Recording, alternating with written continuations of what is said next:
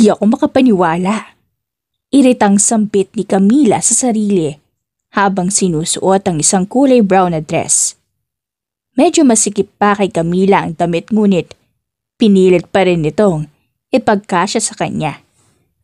Akala ko panggap-panggap lang na theater actress. Muling sampit ni Camila sa sarili. Ba, magaling. Sinabak pa talaga ako sa theater acting bilang extra.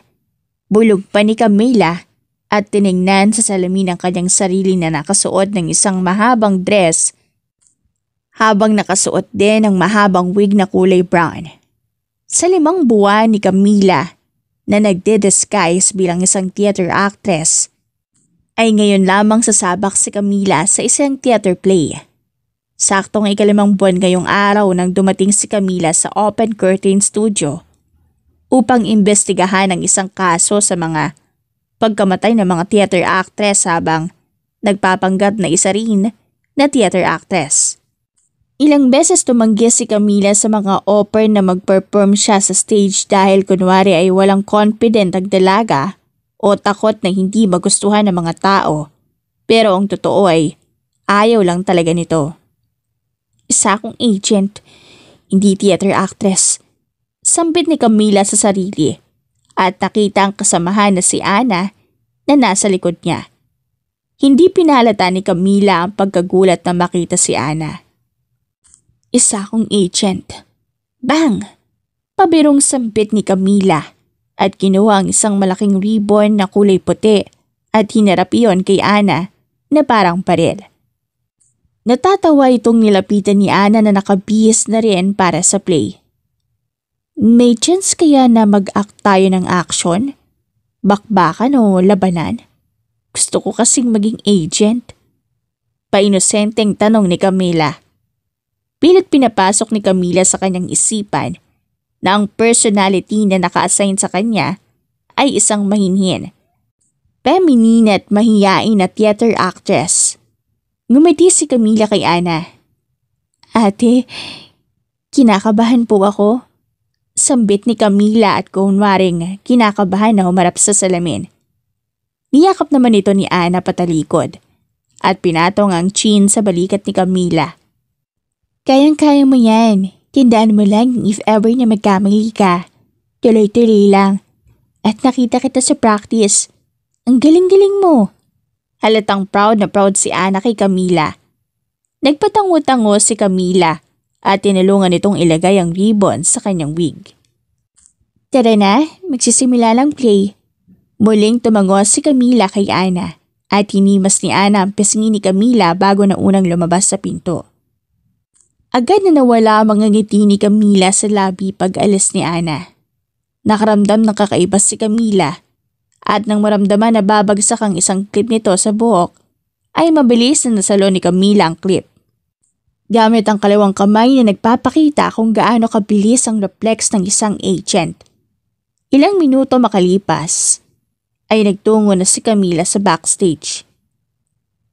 Ang ganda-ganda mo, Camila. Tuwang-tuwang papuri ni Miss Lori, ang direktor ng kanilang play. Bagay na bagay sa iyong damit mo. Natutuwa ko na finally ay makakaakyat ka na sa stage bilang isang actress. Kahit pinilit na hinaan ng direktor ang kanyang boses ay hindi nito napigilan dahil sa labis na tuwa. Hindi man gaanong gusto ni Camila ang ideya na mag-perform sa harap ng maraming tao, ay natutuwa ang dalaga sa genuine na tuwa ng kanyang mga kasama. Si Ana na katrabaho ay nasa entablado na. Si Miss Lori ay proud na proud kay Camila. Habang ang ilang staff ay excited sa performance ng dalaga. Extra lang naman po ako, Miss Lori. Mahinang sambit ni Camila habang hinihintay ang mga kasamang aktres sa kanyang scene. Ganyan din magsimula mga bigating theater actress ngayon. Small steps. From extra to leading actress at ikaw. Sa ganda at talent mo, napakalaki ng potential mo. So go ahead and show who you are. To everyone in this stadium. Ngumiti si Camila sa nakakamotivate na sinabi ni Miss Lori. Mula sa malayo ay nakita ni Camila si Mr. Tape. ang CEO ng kanilang studio.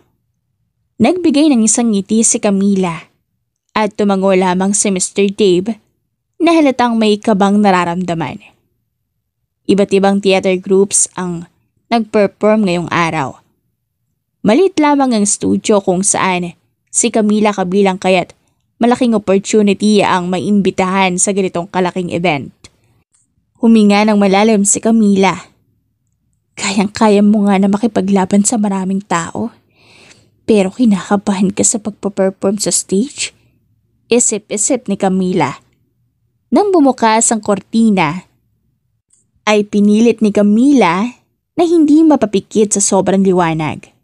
Kahit may kabang nararamdaman ay patuloy si Camila na naglakad patungo sa gitna, kung saan pasadya itong binangga ni Ana na gaya ng nasa script.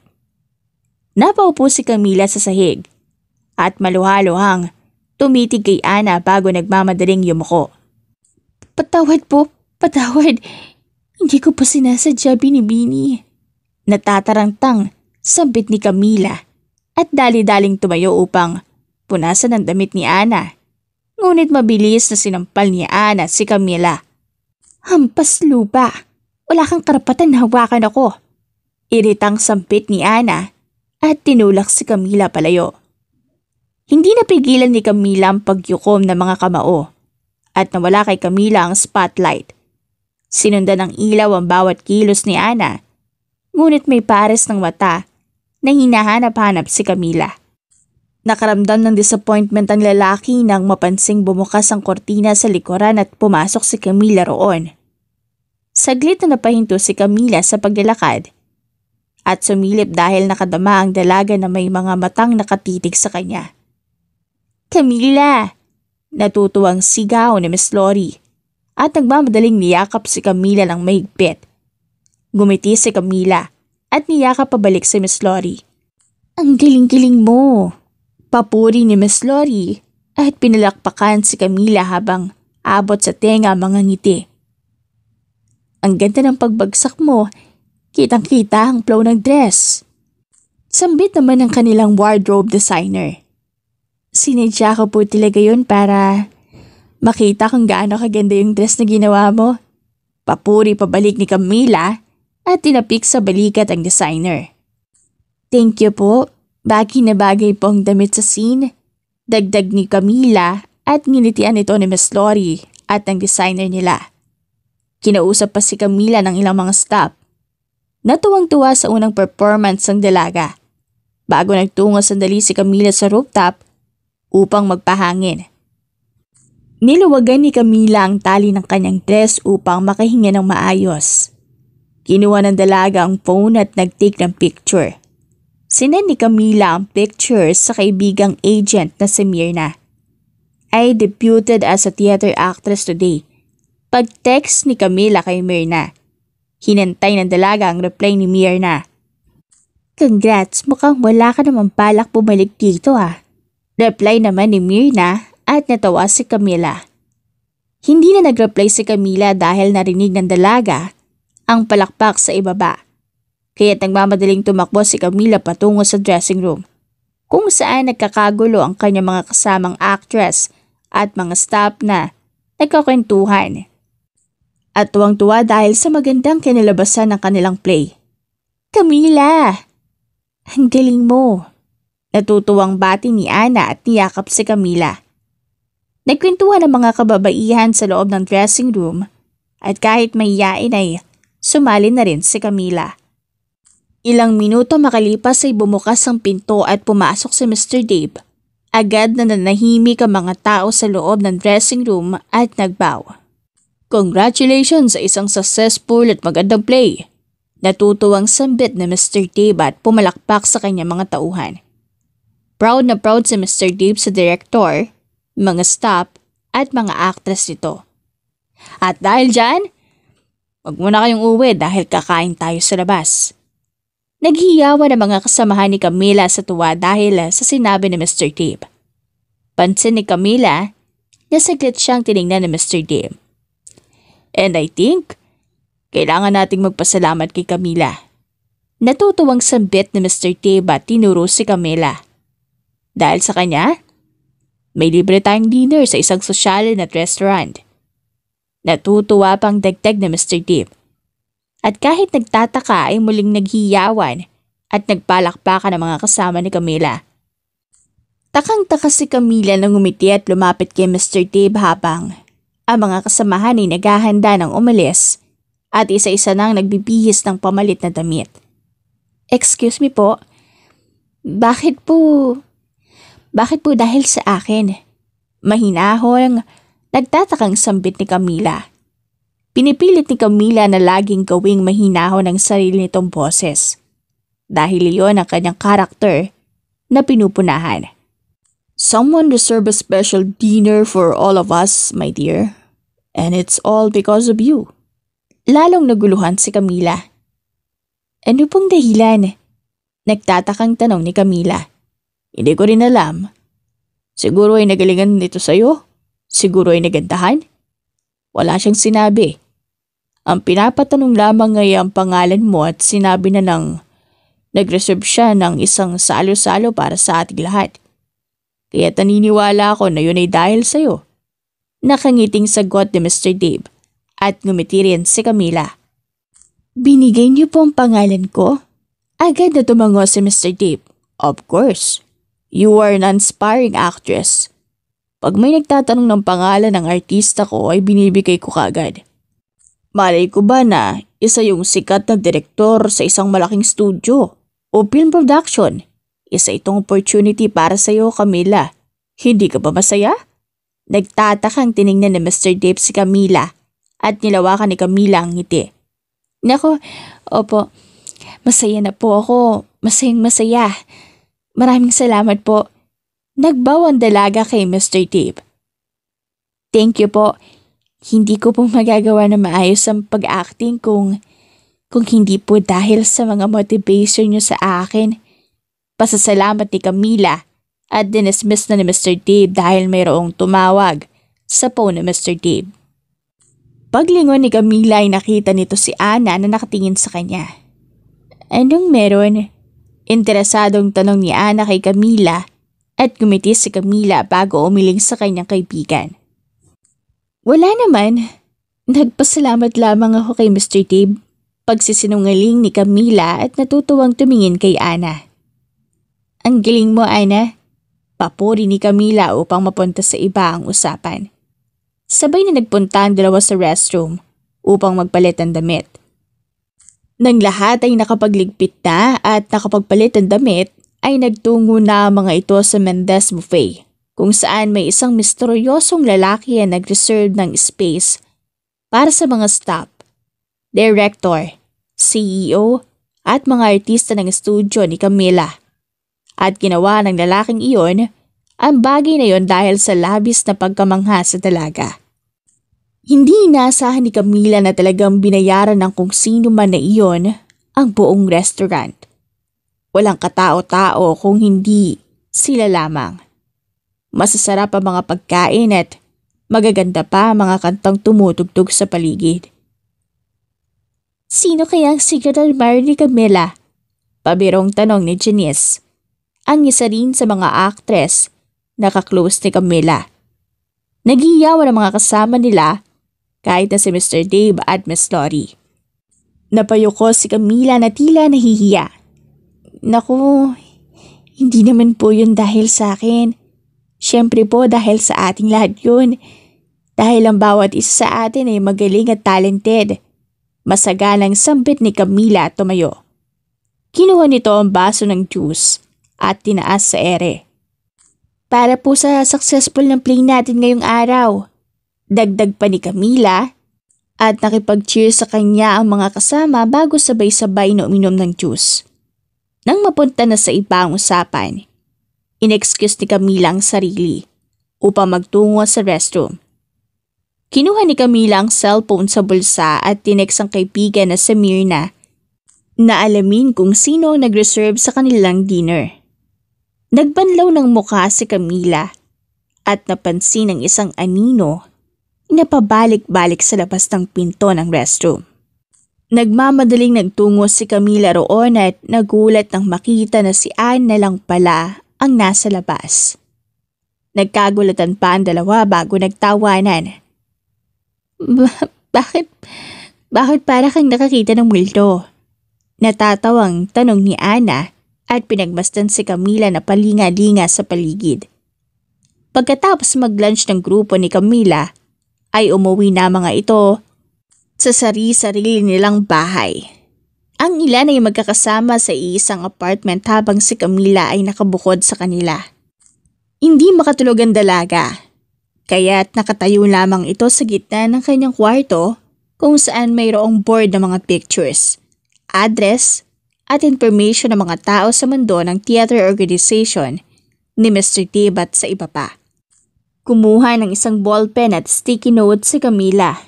Nagsulat ang dalaga ng salitang, "Mr. Who are you?" sa isang papel at tinikit sa board. Baka ikaw na ang sagot sa hindi ko masolve na kaso na to. Bulong ni Camila at uminom ng kape. Kahit na nakailang kape si Camila ay nakatulog din agad dahil sa exhaustion ngayong araw. Maagang nagising si Camila kinabukasan at ang unang tiningnan ng dalaga ay ang reply ng kanyang kaibigang si Mirna. "Hindi ko ma-access ang info sa restaurant. Try ko magtanong sa technology department." Pagbabasa ni Camila sa text ng kaibigan. "Ikaw may pagganyan-ganyan ka na pala ngayon." Hindi na lang pinansin ni Camila ang pagbibirong reply ni Mirna. Maagang pumasok si Camila sa theater studio at pagpasok na dalaga ay nakangiti sa kanya ang ilang mga kasama na tila may pinapahiwatig. Noong una, ngumiti lamang si Camila ngunit nang mapansin na may kakaiba sa mga tingin nila ay napatanong na si Camila. Ano pong meron?" Nagtatakang tanong ni Camila kay Miss Lori. Paglakad ni Miss Lori, patungo sa gilid ay napansin ni Camila ang isang maganda at malaking bouquet na may isang box ng chocolate sa usually na pwesto ni Camila sa dressing room. Lumapit doon si Camila at nagpalinga-linga. "Kanino po ito na nakalagay sa upuan ko?" "Camila, sa'yo yan." Diretsong sambit ni Miss Lori na pinagtaka ni Camila. "Sa akin? Sino naman po magbibigay sa akin ng ganito?" Takang-takang tanong ni Camila at hinawakan ng magandang bouquet ng bulaklak kung saan napansin ni Camila na mayroong note sa gitna ng magagandang bulaklak. "Good morning, have a good day." Pagbasa ni Camila sa iniwang note ng misteryosong lalaki. Dala-dala ang chocolate ay nagtanong si Camila sa guard kung sino ang nagbigay ng mga iyon sa kanya. Ngunit hindi ito napansin ng guard. Sira rin ang CCTV nila kaya't walang paraan si Camila na malaman kung sino yun. Mula sa mga simpleng bulaklak na halos araw-araw ay binibigay ng lalaki, minsan mga alahas na ang pinapadala nito, dumaan ang isang linggo na nagtataka ang dalaga kung kanino ba galing ang mga yon. Pinapakita ni Camila sa mga kasamahan na kunwari ay excited at natutuwa ang dalaga. Pero sa totoo lang ay naiinis si Camila dahil hindi nito nahuhuli ang secret admirer niya. Ang biglang pagkaroon ni Camila ng secret admirer ay makakatulong sa pagsusolve nito ng case. Lumingon ang dalaga sa kanyang likuran nang maramdaman na mayroong sumusunod sa kanya ngunit walang nakita si Camila. Pinagpatuloy ng dalaga ang paglalakad na hindi natatakot kahit mag-isa lamang sa parking lot. Nakarinig ng mga hakbang na sumusunod sa kanya si Camila at muling lumingon ngunit wala pa rin nakita. Lumiko si Camila sa kabilang bahagi ng parking lot at hinintay na dumaan ang sumusunod sa kanya. Pinakiramdamang maigi ni Camila ang mga yabag at nang lumiko ang isang lalaki na mayroong dalang bulaklak at paper bag, ay mabilis na hinila ni Camila ang braso ng lalaki. Pinatalikod ito bago isinandal ang muka sa pader. Matangkad man ang lalaki ngunit kayang-kaya ito ni Camila. Napadaing ang lalaki sa sakit at nahulog ang isang bouquet ng bulaklak at paper bag. Nakabihis ng maayos at malinis ang lalaki. Tinitigang maigi ni Camila ang lalaki ngunit hindi niya ito kilala. Aray, miss, bitawan mo ko! Sigaw ng lalaki at muling tiniin ni Camila ang mukha ng lalaki sa pader. Anong gusto mo? Sino ka ba? Nagtatakang tanong ni Camila at nang hindi sumagot ang lalaki ay muling ididiin ito ni Camila sa pader. Ngunit tinulak ng lalaki ang dalaga. Hindi sinasadyang mabitawan ni Camila ang lalaki. Ngunit sinipa ni Camila ito upang matumpa sa sahig. Hinablot ng dalaga ang baril sa kanyang bag at tinutok sa lalaki na natatawa ngunit nanlalaki ang mga mata sa gulat. Wow! Wow! Wow! There's no need for that. Natatarantang sambit ng lalaki at nang makita ni Camila ang mga takot sa mukha ng lalaki ay napakunot ng noo ang dalaga. Napansin ni Camila ang bulaklak at ang paper bag na may laman na chocolate. Ikaw ba nagbibigay sa akin ng mga ganyan?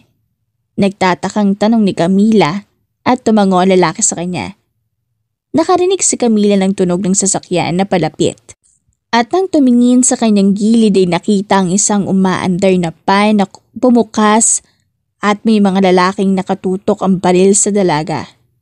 Agad na napayuko si Camila upang hindi matamaan ng bala at nagmamadaling hinila ang kasamang lalaki patago sa isang sasakyan. Anong nangyayari? Nagtatakang tanong ng misteryosong lalaki na naguguluhan kung bakit biglang may barilang nagaganap. Nataranta si Camila dahil sa mga bumabaril sa kanya sa public place. Nakipagbarilan si Camila sa mga kalaban bago ito naubusan ng bala. Anong pangalan mo? Nagtatakang tanong ni Camila sa kasamang lalaki. Damian Suarez. Pakilala ng lalaki at napaisip si Camila kung ang lalaking kasama ba ay ang CEO na nababasa sa dyaryo. I'm Camila. I know. I've been sending you flowers for over a week now. Sagot ni Damian bago sumilip sa mga kalaban. Ngunit hinila ito pabalik ni Camila. But this one, hindi ko na alam ang nangyayari. Naguguluhang sambit ni Damian at nagpalinga-linga. Marami mang gustong itanong si Camila kay Damian, hindi muna nagsalita ang dalaga. Kahit naguguluhan si Damian, pinagmasdan nito ang paligid kung asan na ang mga kalaban. Saglit na nag-isip ng plano si Camila bago magsalita. Asan ang kotse mo? Tanong ng dalaga at pinagmasdan ang paligid. Nang ituro ni Damian ang kotse nito na malapit lamang sa kanila, ay niisip ni Camila na kailangan nilang lumayo sa lugar na to. Malayo sa public place. Malayo sa studio. Dahil hindi pwedeng mabuking na isa siyang secret agent at mawawala ang lahat ng kanyang pinaghirapan. Nang ikwento ni Camila ang plano kay Damian na kailangan nilang lumayo ay pumayag naman ang binata. Sabay na mabilis na tumakbo ang dalawa patungo sa sasakyan ni Damian. Ako na. Magaling ako magmaneho. Sambit ni Damian at nagmamadaling pumasok ang dalawa sa sasakyan bago pa ulanan ng mga bala. May mga lalaki ang humarang sa kanilang daanan at kinabahan si Damian. Ngunit kinontrol ni Camila ang sasakyan upang banggain ang mga lalaki na yon. Bakit mo ginawa yun? Natatarantang tanong ni Damian. Trust me. I know what I'm doing. Sagot ni Camila at agad na tinawagan ang kaibigan na si Mirna at sinagot naman iyon ang kaibigan ni Camila. Naka-loudspeaker ang cellphone ni Camila upang marinig ni Damian ang mga instructions ni Mirna sa kanilang pupuntahan. Kahit na may humahabol sa kanilang dalawa, ay mabilis na naligaw ni Damian ang mga yon dahil magaling magpatakbo ng sasakyan ng binata. Isang bagay na kamangha-mangha para kay Camila. So pupunta ba tayo sa police station? Nagtatakang tanong ni Damian na medyo hinihingal pa rin. Just drive. Utos ni Camila. Mirna, I need you to delete the footage na nakipagbarilan ako sa parking lot. Hindi dapat nila malaman ang tungkol sa akin. Sambit pa ni Camila na agad namang ginawa ni Myrna. Nagtatakang tiningnan ni Damian si Camila. Ay sa front. Dagdag pa ni Camila habang hinuhubad ang suot nitong jacket kung saan nakita ni Damian na nadagplasan ng pala si Camila. Hindi ba tayo pupunta sa police station? Hindi. Maniwala ka na lang sa akin. Mas better itong pupuntahan natin. Diretsong sagot ni Camila at pansin, pinagpapawisan na si Damian. Ayos ka lang? Hindi ka ba natamaan? Nag-aalalang tanong ni Camila kay Damian dahil si Damian ay isang inosenteng citizen na nasangkot lamang sa gulo. So, what's this? Stalker ba kita? Interesadong tanong ni Camila at umiling ang binata sa kanya. Excuse me? Baka pwede mo pa akong tawagin na secret admirer. Pero stalker? No way. Biglang naging defensive si Damian at natawa naman ang dalaga. So why? Ano? Nagtatakang tanong pabalik ni Damian. Ang flowers na mga yun, chocolates, alahas, pati ang paglibre mo sa lunch natin one time. All that because you just simply admire me. May halong pang bibiro sa tono ng pananalita ni Camila. What? Because I'm pretty? Dagdag pa ni Camila at tumawa naman si Damian sa kanya. Honestly, yes. You are pretty. But after this day, baka wala ka na matanggap na bulaklak sa akin bukas. Pagbibiro ni Damian at hindi napigilan ni Camila ang pagtawa dahil na-match ni Damian ang pagiging sarcastic ng dalaga. Dumating ang dalawa sa department ng agent ni Camila. Dire-diretsong nagtungo si Camila kasama ni Damian papunta sa floor ng kanyang team. Kung titingnan, ay isang lamang normal na company ang building nila at hindi akalain na naririto ang mga magagaling na agent ng bansa. Manghang-mangha si Damian na pinagmasdan ang paligid habang nakikipag-usap si Camila sa supervisor at mga kasama. So ang ibig niyo bang sabihin na ang nagtangka ng buhay ko kanina, isa sa mga nakalaban ko noon? Nagtatakang tanong ni Camila at tumango naman si Myrna. Yes. So they are completely irrelevant sa kaso na hawak mo ngayon. Sagot ni Myrna at tiningnan ng supervisor nila. We already sent people para i-track sila. Don't worry. You'll be fine. It's good to have you back. Dagdag ni Myrna at napatingin kay Damian sa labas ng room na pinagmamasdan ng paligid. At may kasama ka pa talaga ha?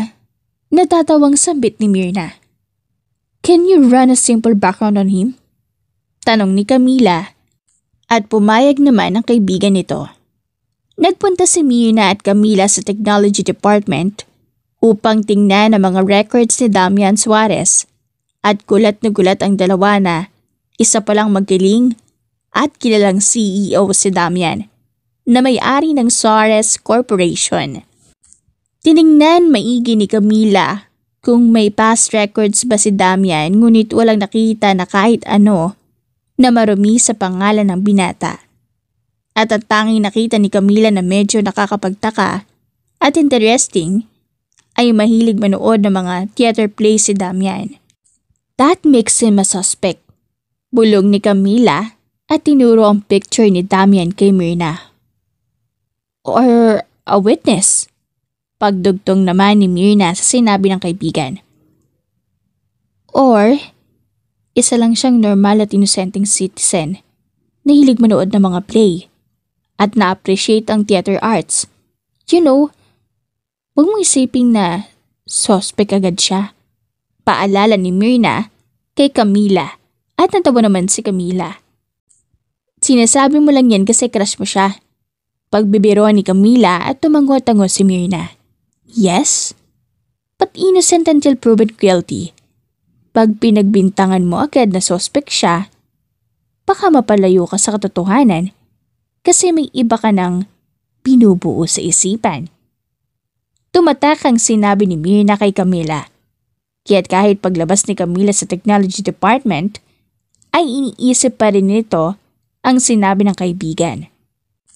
Nadatna ni Camila si Damian na gumagamit ng vendor machine upang bumili ng bottled water, ngunit ayaw lumabas ng bottled water na napili nito. Lumapit ang dalaga sa tabi ng binata. Ganito, sambit ni Camila at sinipa ang ibabang parte ng machine, kung saan lumabas naman ang tubig sa ibaba. Natawa si Camila sa facial expression ni Damian na namamangha sa dalaga. Kinuha ni Damian ang tubig at inalok si Camila, ngunit umiling naman ang dalaga.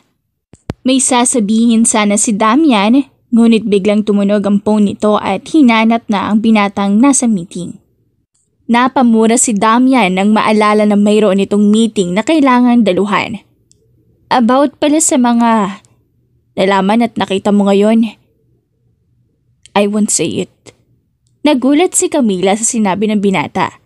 Binalik ni Damian ang kanyang cellphone sa bulsa. Talaga? Natutuwang tanong ni Camila at tumungo si Damian nang mayroong naiisip na kakaiba. In one condition. Nawala ang mga ngiti ni Camila sa labi ng dugtungan ni Damian ang kanyang sinabi. A simple date night later will do. Dagdag ng binata na nakangiti kay Camila. Napaisip ang dalaga sa sinabi nito. Just a date night, nothing else, right? Paglinaw ni Camila at tumango naman si Damian. Yup, just a date night. I can pick you up and send you home whenever you want.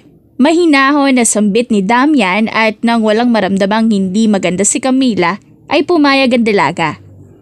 Hindi na nagpahatid si Camila kay Damian dahil nagmamadali na ang binata para sa meeting. Nagpalit lamang si Camila ng damit at pumasok sa kanilang theater studio na parang walang nangyari at tila walang barilang naganap sa parking lot. Ang nag-iisang witness ay si Damian na gagawa ni Camila ng paraan upang patahimikin ang binata. I'm sorry po, late ako. Sambit ni Camila at yumuko ang dalaga pagpasok ng dressing room.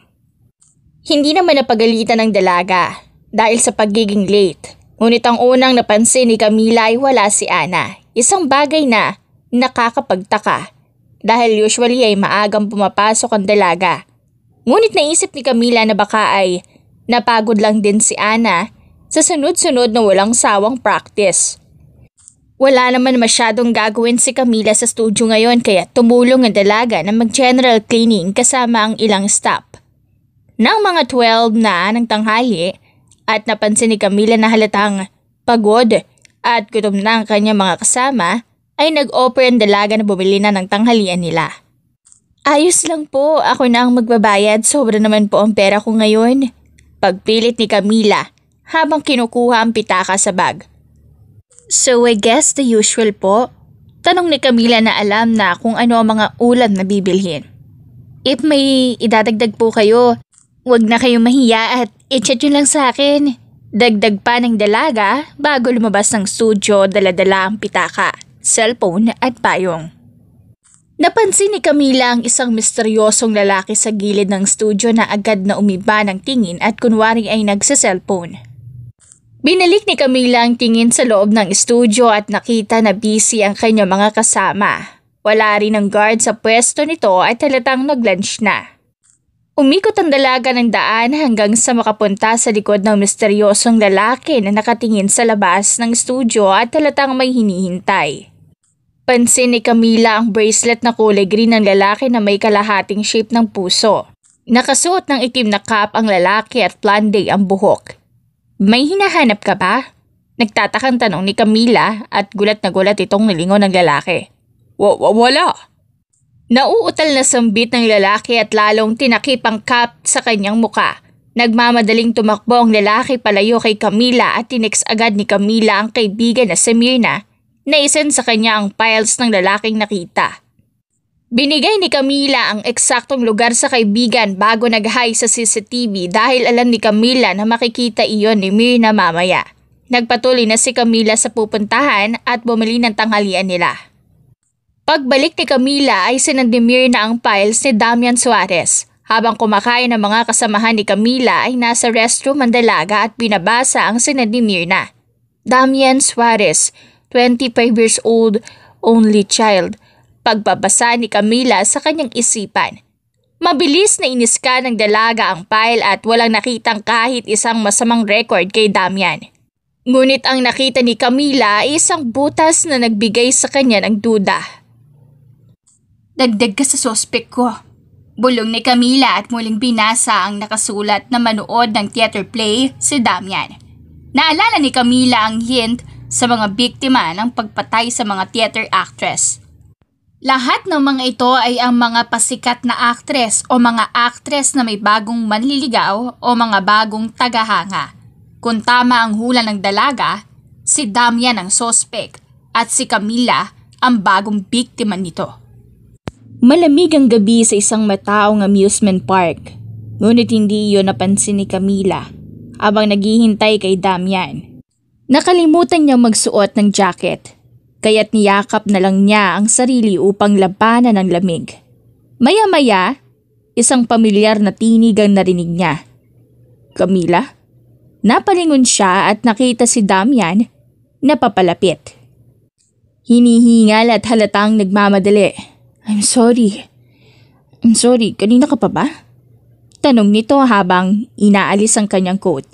Sa halip na sumagot ng diretsyo, pabiro siyang nagsabing mga 30 minutes and 26 seconds lang naman. Napangiti si Damian bago inabot sa kanya ang isang maliit na bouquet. Nagalangan si Camila ngunit tinanggap ito. Hindi niya alam kung bakit siya kinakabahan, dahil ba sa lamig o dahil sa lalaking kaharap niya.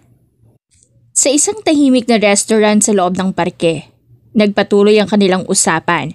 Habang naghihintay ng pagkain, tinanong ni Camila, "Are you stalking me?"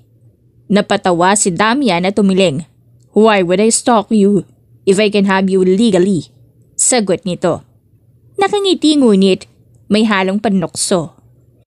Napairap si Camila at sinabing, "Sa tingin mo makukuha mo ko?"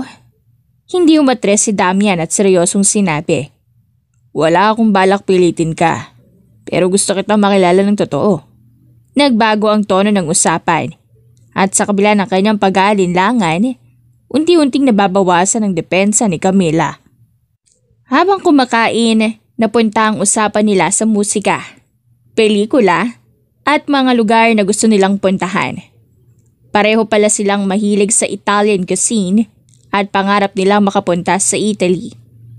Sa gitna ng kanilang tawan at kwentuhan, pansamantalang nakalimutan ni Camila ang dahilan kung bakit siya naroon. Ang sekreto niyang pilit niyang itinatago. Ngunit isang bagay ang malinaw. Sa gabing iyon, sa pagitan ng ingay ng amusement park at liwanag ng mga ilaw, may isang koneksyon na nabuo. Isang koneksyon na maaaring magbago sa buhay nilang dalawa. Noong una ay tila hindi komportable si Camila. Ngunit kalaunan ay nag-open na ang dalaga at nakipagkwentuhan kay Damian. Hindi napansin ng dalawa na ilang oras na pala sila sa restaurant. Paglabas ni Damian at Camila sa restaurant, ay sarado na ang ilang mga arcade. Sayang naman, gusto ko pa namang kunin ang teddy bear na naroroon. Nanghihinayang sambit ni Camila at tinuro ang isang saradong arcade na gusto niyang subukan. Si Camila at Damian ay nagkaroon ng isang date kung saan nagbiruan sila tungkol sa posibilidad ng muling pagkikita. "Next time na lang ulit pag nagpunta tayo," sabi ni Damian. Ngunit nagulat si Camila sa sinabi nito. "Next time?" Tanong niya at natawa na lang nang ipaliwanag ni Damian na may kasunod pa silang date. Sa pagtatapos ng gabi, binigay ni Camila ang kanyang numero kay Damian. "Gumagawa ka lang yata ng paraan para kunin ang number ko?" Hinala ng dalaga. "Glad you figured it out already," sagot naman ng binata bago sila tuluyang nagpaalam sa isa't isa. Kinabukasan nagulat si Camila nang dumating ang delivery ng pagkain sa studio para sa kanila. May kasamang bouquet at chocolates na agad napansin ng kanya mga katrabaho. "Thank you for last night, Camila." Basa ni Miss Lori mula sa sulat ni Damian. Nagkatinginan ng mga kasama ni Camila at nagsimulang magbiro. Hindi yun ganon. It's just a friendly date. Nothing happened. Pagtatanggol ni Camila, pero patuloy siyang inasar. Naisipan niyang i-text si Damian para pasalamatan ito, ngunit sinabihan niya rin ng binata na hindi na kailangan gawin pa ang ganitong bagay. Just enjoy and eat it. Sagot naman ni Damian. Samantala, nag-alala si Camila sa kaibigang si Ana na hindi pa rin pumapasok sa trabaho. May trangkaso yata, hindi nga nagre-reply sa mga chats ko sabi ni Mika. Dahil dito, pinuntahan ni Camila si Ana sa apartment nito at tinalhan ng tinapay at paboritong kape. Can't wait na makita ka sa studio again, miss ka na namin. Text ni Camila bago siya umuwi. Nang nasa bahay na siya, nakatanggap siya ng mensahe mula kay Damian. Anong bagay na damit sa akin? Kasama ang 2 larawan na suot. Nagulat si Camila sa tanong at tinanong kung para saan yun. May occasion kasi akong dadaluhan next week, yung Imperial occasion. Sagot ni Damian. Napasigaw si Camila sa tuwa. You mean, ang Imperial occasion na nag-open lang every 15 years na maraming mga exclusive na damit? Laking gulat niya nang alukin siya ni Damian ng extra ticket. Oh my God! Niluluha ako sa tuwa! Sigaw ng dalaga. Habang tumatagal, napapansin ng lahat na laging good mood si Camila. Kitext mo na naman ng Damian na yon, no? Tanong ni Myrna. Pero agad niyang itinanggi ito, kahit kausap nga niya si Damian. Hindi sayang lang ang oras ko. Sagot ni Camila habang tinatago ang phone. Ngunit nang bumalik siya sa studio, nagpatuloy siya sa pagtulong sa rehearsal ng mga aktres. Masaya rin siya na bumalik na sa trabaho si Ana. Ang daya mo, dapat kasama ka sa nagpa-practice Biro ng isa sa mga actress. Natawa na lang si Camila at patuloy na nakisama sa mga kasamahan niya. Sa gitna ng rehearsal, lumapit si Camila kay Ana at hindi sinasadyang mapansin ang isang larawan sa cellphone nito kasama ang isang pamilyar na lalaki. Mabilis itong itinago ni Ana. Ang ganda ng kulay ng buhok mo rin Bagay sa'yo, sabi ni Camila. Para ibaling ang usapan, inalok niya si Ana ng ticket sa isang horror movie. Sagot yun ang drinks at popcorn, sagot ni Ana habang nag-uusap sila. Biglang nagsalita si Miss Lori. Everyone, may I have your attention? Agad namang naglapitan ng mga actress at stop. At naganda para sa anunsyo. Sa gitna ng rehearsal, naglabas si Miss Lori ng isang gintong sobre mula sa Wilson Performing Arts Studio, isa sa pinakamalaking studio sa bansa.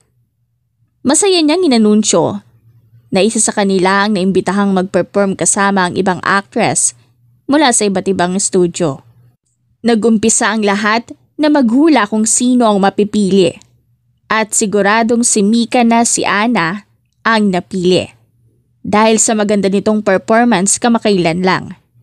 Maging si Camila ay inisip ding si Ana ang mapipili.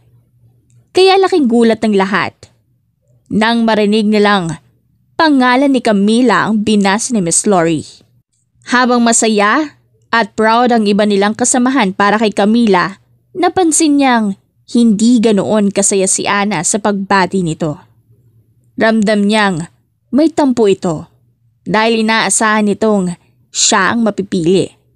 Alam ni Camila na malaking oportunidad ito para sa kanya at sa kanilang studio. Pero hindi pa rin siya sigurado kung tatanggapin niya ito, lalo na't ayaw niyang lumala ang sama ng loob ni Ana sa kanya. Samantala, nagkita sina Camila at Damian sa isang dinner date, kung saan ibinahagi ni Camila ang tungkol sa nangyari. Pinayuhan siya ni Damian na mag-ingat kay Ana, dahil ang tunay na kaibigan ay hindi naiinggit sa tagumpay ng iba. Para mapagaan ang loob ni Camila, dinala siya ni Damian sa arcade, kung saan todo kayo ditong subukang makuha ang teddy bear na gusto ni Camila. Sa kabila ng maraming pagkabigo, nagtagumpay rin ito. Kaya't sa sobrang tuwa, niyakap siya ni Camila. Matapos iyon, nagtungo sila sa amusement park upang manood ng fireworks. Habang nakatingala si Camila, hindi maiwasan ni Damian na titigan siya at humanga sa kanya. Samantala, napansin ni Camila na sa mga nakalipas na linggo, masyado na siyang napalapit kay Damian. Isang bagay na hindi niya inaasahan. Lalo na't dapat ay iniimbestigahan niya ito. Hindi kinagigiliwan. Nakatulog pa si Camila sa biyahe at nakaramdam naman ng tuwa si Damian nang pansin nito ang pagiging komportable ni Camila sa kanya. Paghinto ng sasakyan sa labas ng apartment ni Camila, ay tinitigan ni Damian ang tulog na si Camila at iniisip kung paano ito gigisingin dahil mukhang mahimbing ang tulog ni Camila. Nilapitin ni Damian ang isang kamay at tinanggal ang ilang strand ng buhok ni Camila na nakaharang sa mukha ng dalaga. Hindi pa katagalan ay naalimpungatan si Camila at nagpaalam na kay Damian na bababa na ng sasakyan. Nagulat si Camila nang makita si Ana na nakatayo sa labas ng kanyang bahay. Ana? Nagtatakang tanong ni Camila at napatingin naman si Ana kay Damian. Hindi ngumiti si Damian kay Ana. Nilingon lamang ni Damian si Camila at nagpaalam. Alis na ako, Camila. Sambit ng binata at ngumiti. Mag-ingat ka ha. Mag-text ka pag nakauwi ka na. Paalala ni Camila. Yes po. Magalang na sagot ni Damian at tumawa bago. Saglit na tiningnan si Ana at nagmaneho na palayo. Nagmamadaling lumapit si Camila kay Ana. Sorry, umalis kasi ako. Kanina ka pa ba naghihintay? Nag-aalalang tanong ni Camila sa kaibigan. Malakas pa naman ang ulan kanina. Nabasa ka ba? Tanong pa ni Camila at nagmamadaling binuksan ang gate. Hindi naman. Kararating ko lang. Gusto ko lang iabot to sa'yo. Nakangiting sagot ni Ana. At inabutan ng isang paper bag si Camila na may mga baked cookies. Congratulations! Bati ni Ana at muling gumiti. Hindi napigilan ni Camila ang tuwa at niyakap ang kaibigan. Thank you so much! Tuloy ka! Kumain ka na ba? Nagluto ka ng Bicol Express kanina. Natutuwang sambit ni Camila at pinapasok ng kanyang bahay si Ana. Binuksan ni Camila ang TV at nagtungo ng kusina upang mag-prepare ng pagkain para kay Camila. Asan pala ang bathroom? Nagtatakang tanong ni Ana at tinuro naman iyon ni Camila. Doon banda sa tabi ng kwarto ko, sagot ng dalaga at iniinit ang nilutong Bicol Express kanina. Ilang minuto makalipas ay hinanda na ni Camila ang dinner para kay Ana at tinawag ang kaibigan, ngunit hindi ito sumagot. Saka lamang naalala ni Camila ang mga gamit ito, pictures at impormasyon sa board. Dali-daling tumakbo si Camila papasok sa kanyang kwarto at iniisip na naroroon sa loob si Ana. Ngunit ganoon pa rin ang mga gamit at mukhang wala namang nakapasok sa kwarto. Lumabas si Camila sa labas ng kwarto at nagulat nang makasalubong si Ana na dala ang cute na plushie na sinabit ni Camila sa bathroom. Ang cute naman ito, ngayon lang ako nakakita ng plushie sa bathroom. Natutuwang sambit ni Ana at napangiti naman si Camila na nawala ang kaba sa puso. Sabay na nagpunta ang dalawa sa dining room at kumain. Hindi na pag-usapan ni Camila at Ana ang tungkol sa invitation, the performance, dahil hindi rin alam ni Camila ang sasabihin tungkol doon. Tinanghali ng gising si Camila. Kinabukasan dahil napasarap ang kanyang tulog. Binasa agad ni Camila ang mga good morning text message ni Damian bago nag-asikaso ang dalaga papasok sa studio. Biglang nahulog ang picture ni Damian sa board ni Camila at dinampod agad iyon ng dalaga. Habang nagtataka kung bakit ito natanggal doon dahil madiin ang pagkakalagay niya ng pin. Hindi na gaanong inisip ni Camila ang bagay na yon at pumasok na sa studio.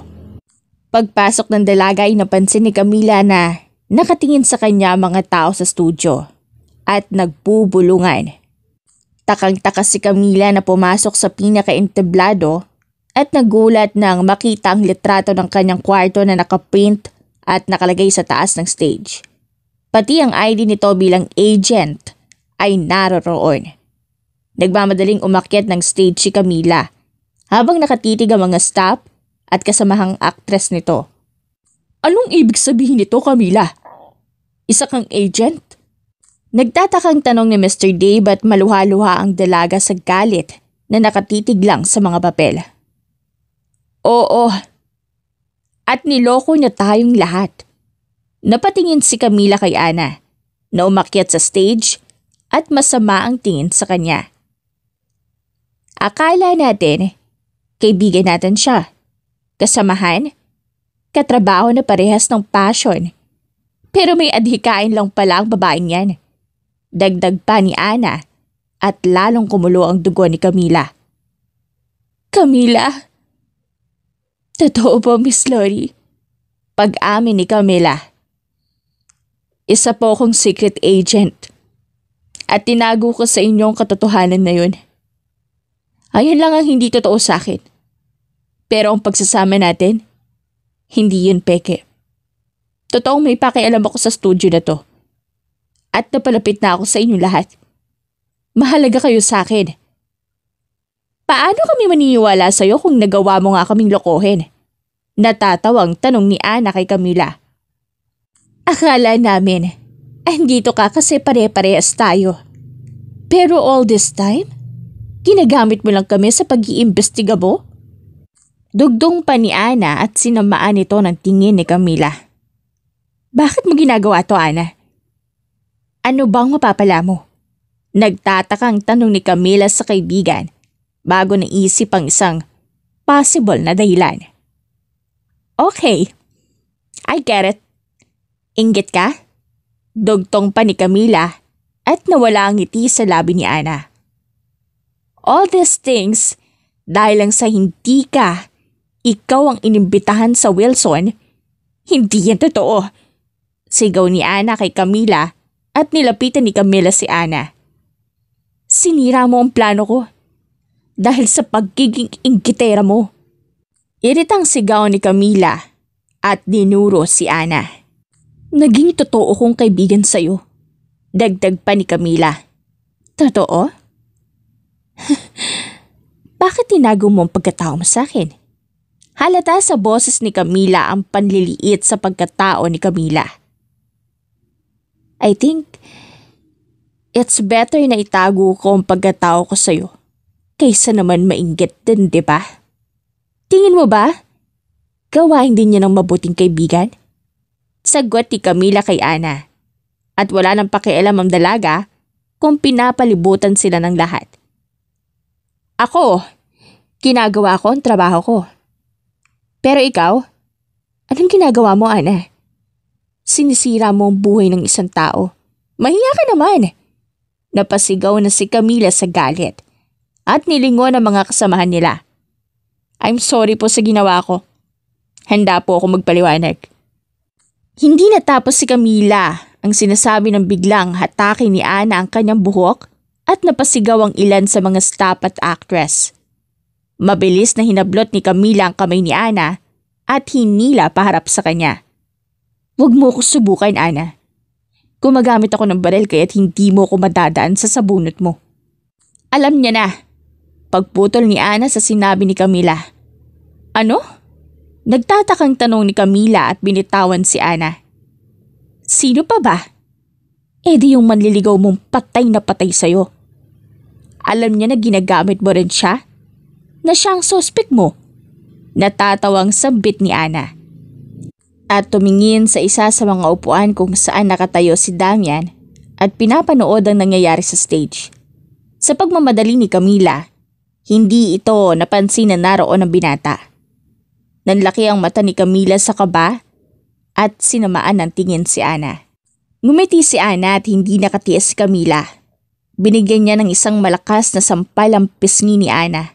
Bago hinabol si Damian na ngayon ay dali-daling tumatakbo papunta sa parking lot. "Damian, wait!" Natatarantang sigaw ni Camila at pilit na hinaharap sa kanya si Damian. I'm sorry na hindi ko sa'yo sinabi."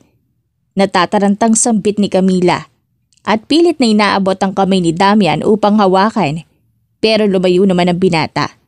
"I swear, hindi kita ginamit, Damian." "So all this time, you're just gathering evidence against me?" Hindi makapaniwalang tanong ni Damian sa dalaga. "What? No, hindi yun ganoon. Please makinig ka sa akin."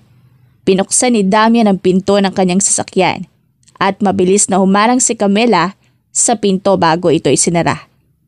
"What we had was real. I promise. I like you. Gusto kita at pagdududa ko sa simula lang yun. Hindi pa kita kilala noon, Damian. Kaya ganun ang naisip ko. Pero nang makilala kita, nagbago ang lahat. Hindi kita ginamit. Hindi ko gagawin yun sa'yo."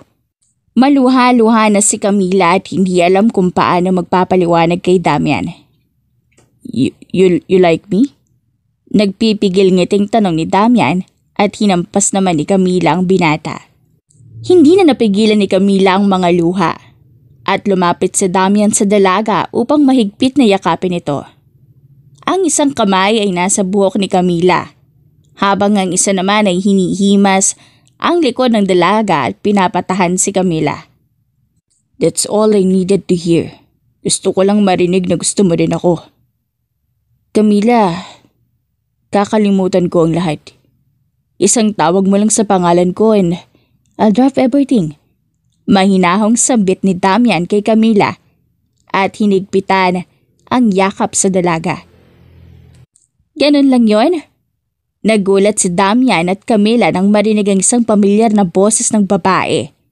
Malapit sa kanila at paglingon ng dalawa ay nakita nila si Ana na nakatutok ang baril sa kanila. Mabilis na hinila ni Damian si Camila patungo sa kanyang likuran upang protektahan ito. "Ana, ibaba mo yan." Pagpigil ni Camila ngunit hindi nakinig si Ana sa kanya. "Ang dami kong ginawa para lang isecure ang spot ko sa theater tapos ikaw? Dadating ka lang para sirain ang mga plano ko?" Malumanay na sampit ni Ana na nakatutok pa rin ang baril sa dalawa. Ngunit sa sahig ang mga tingin. Anong ibig mong sabihin? Pwede pa naman sa susunod, Ana. Isa kang magaling na aktres. Shut up! Hindi mo alam ang mga ginawa ko para lang tumaas ako at hindi malamangan."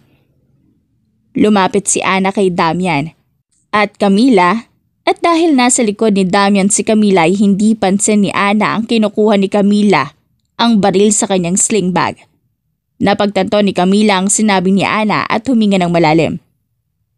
"Ikaw ba ang hinahanap ko, Ana?" Sa layo ng tingin ko, nasa tabi ko lang pala ang suspect. Inis na sambit ni Camila. Inis sa sarili kung bakit hindi niya agad nalaman ang totoo. At inis na kaibigan niya ang sarili nitong kalaban.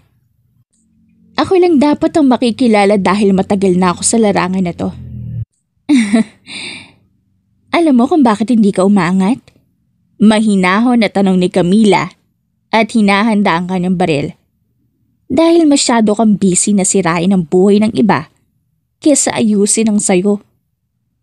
Madiing sambit ni Camila at nakaramdam ng labis na galit si Ana sa sinabi ni Camila. Kahit labag sa loob, ay inunahan ni Camila na barilin si Ana sa paa nito upang matumpa ang kaibigan. Mabilis na tumakbo si Damian patungo kay Ana upang itali ang kamay nito patalikod habang pilit na nanlalaban.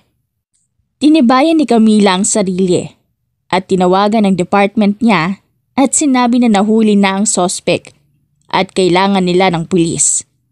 Nang madala naman sa department si Ana upang i-interrogate ay niyakap ni Miss Lori si Camila ng mahigpit. Labis ang pasasalamat ni Miss Lori, Mr. Dave, mga staff at actress ng kanilang studio kay Camila at sinabi na tanggap nila ang dalaga at hindi nito kailangan humingi ng tawad. Napalapit na si Camila sa mga tauhan sa kanilang estudyo at pakiramdam ni Camila ay pamilya na rin ang mga ito kaya't mahirap sa dalaga ang magdesisyon na umalis sa theater, dahilan kung bakit nananatili muna ang dalaga na maging isang theater actress.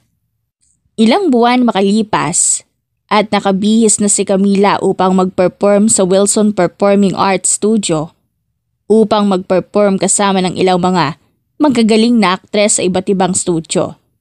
Labis ang pasasalamat at suporta na binigay ng mga kaibigan ni Camila sa kanya dahil batid ni Miss Lori na kaya pumayag si Camila na mag-perform dahil gusto ng dalaga na makilala ang studio nila ng mga maraming tao.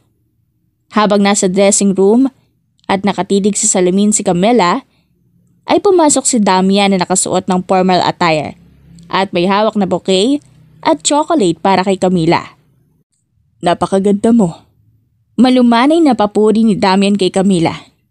Hinawakan ni Damian ang kanang kamay ni Camila at hinalikan nito. "Sa mga labi sana kaso baka magulo ko makeup mo." Natawa si Camila sa sinabi ni Damian at mahigpit na hinawakan ang kamay ni Damian. "What's with the flowers? Girlfriend mo na ako eh." Nagtatakang tanong ni Camila. "Just to prove how much I love you. Araw-araw kitang liligawan." Pangako ni Damian at hinawakan ng pisngi ni Camila. Hindi nito napigilan ang sarili at hinalikan sa lapi ang dalaga. Ngumiti naman si Camila bago isauli ang mga halik ng nobyo. Ang buhay ni Camila ay puno man ng mga pagsubok na may kasamang pagtatraitor, ngunit sa pagitan ng mga iyon ay nananatiling totoo ang pagmamahal ng kanyang nobyo na si Damian, na nangako na dadalhin sa Italy si Camila gaya ng pangarap nito. Wakas!